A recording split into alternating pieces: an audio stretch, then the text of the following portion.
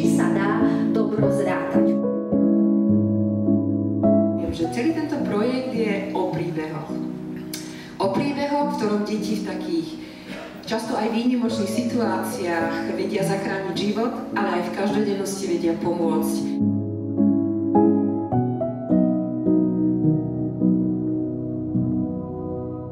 Cenu som dostala za pomoc v rodine, kedy som vlastne pomáhala môjmu detkovi a aj babke, keď prosto v posledných chvíľach.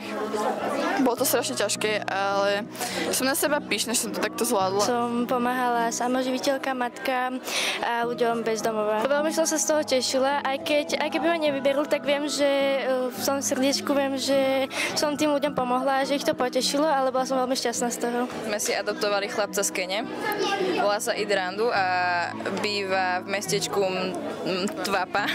Mal iba 3 roky vtedy a chlapec bol malý a aspoň aby sme mu spravili ten život, ktorý má celý pred sebou, lepší.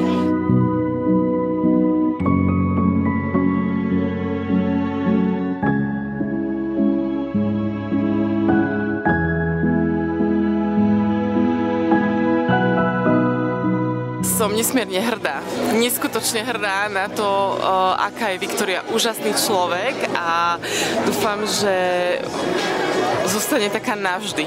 Detský čin roka je pre mňa veľkým obohatením a vždy sa teším, keď sa začiatkom alebo v strede decembra takto spolu zídeme. A je pre mňa inšpiráciou, lebo vždy si hovorím, že mohla by som byť lepšia a robiť viac pre druhých ľudí a myslieť viac na nich, pretože tieto deti robia viac ako my dospelí. Pre mňa znamená detský čin roka vlastne to dobro, ktoré sa šíri medzi ľuďmi a je to taká nádej, že v podstate to dobro tu stále je a že ho vieme aj naďalej šíriť.